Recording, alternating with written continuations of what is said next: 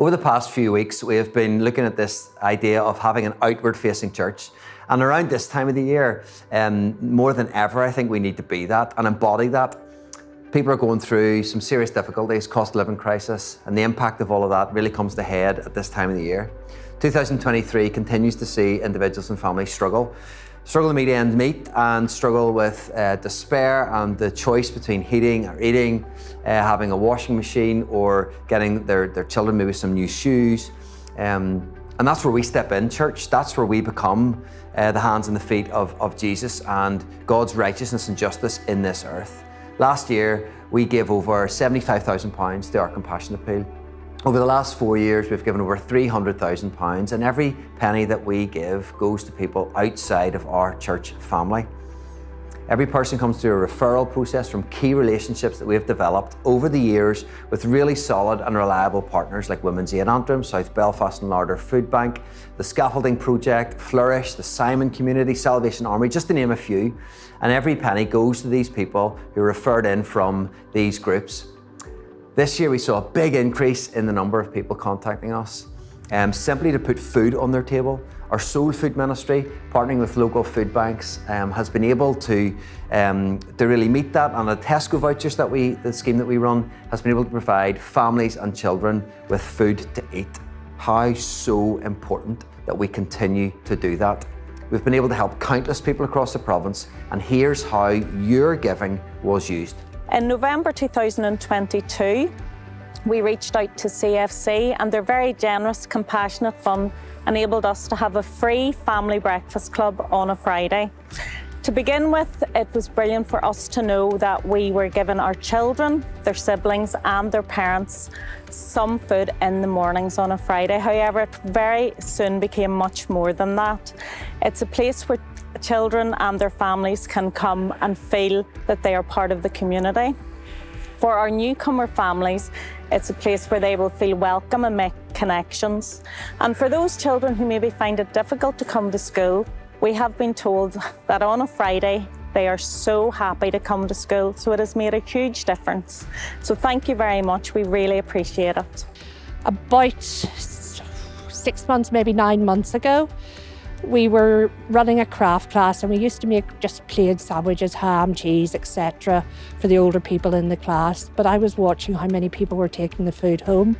It was obvious people were really, really struggling financially, but also for the company, but just for basic food items. So I approached CFC and had designed a small programme of basically giving hot meals out once a week for lunch on a Wednesday, and opening as a wee drop-in on a Friday morning for bacon baps, sausage baps, things like that. So we were successful.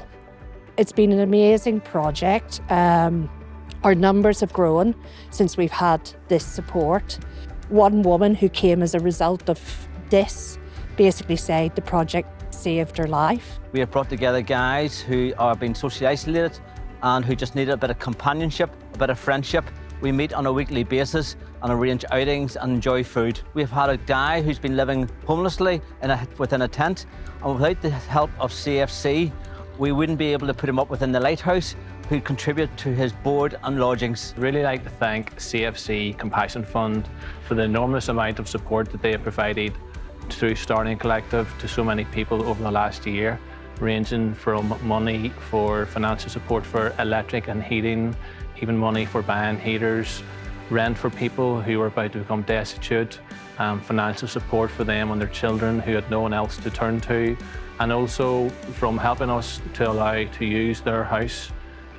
We have been able to provide accommodation for destitute asylum seekers who have absolutely nowhere else to go, and we had no other solution. And without that support, people would have been on the street. And the financial support that is given through that is really a life changer, and it really has changed people's lives. And people have said this themselves, from being the point of giving up and having no hope and even being suicidal, to the point of turning their life around, getting back in the asylum system and changing their life. And last year's CFC, through their Compassion Fund, were very, very generously helped us with some fuel poverty in the form of vouchers for both gas and electricity. And that was a massive help to the ladies in the house at the end of last year.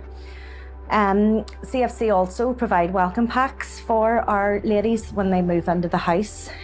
Those packs are a real lifesaver for the girls. They are the difference between being able to welcome somebody in with a cup of tea and a biscuit or a bit of toast, and helps take the pressure off the women for the first couple of days.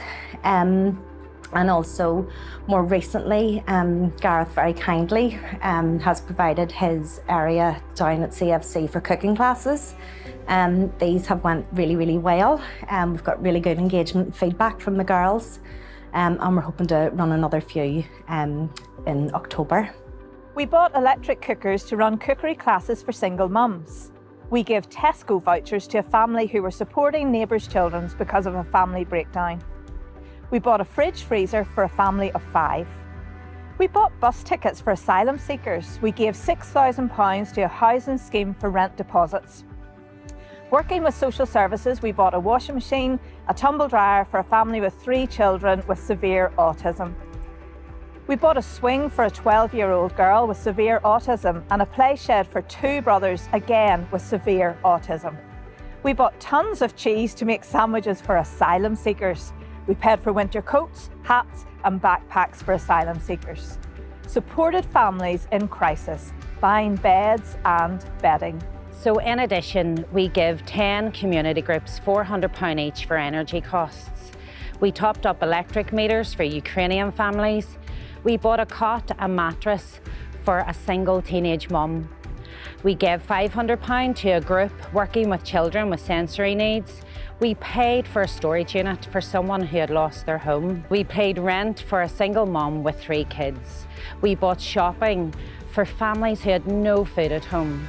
We supported a dad who paid for childcare after his wife had passed away. We bought school uniforms for children in Antrim and Belfast. We paid for a bus trip for a men's group. We provided accommodation for families of refugees who, if we didn't do that, they would have been homeless. We supported rehabilitation centres that help people with drug and alcohol addiction, and that's just some of it. You know, in James chapter 2, verse 15, it says, suppose a brother or sister has needs for clothes and daily food. If one of us says to them, go in peace and be well, keep warm, but does nothing about their physical needs, what good is it?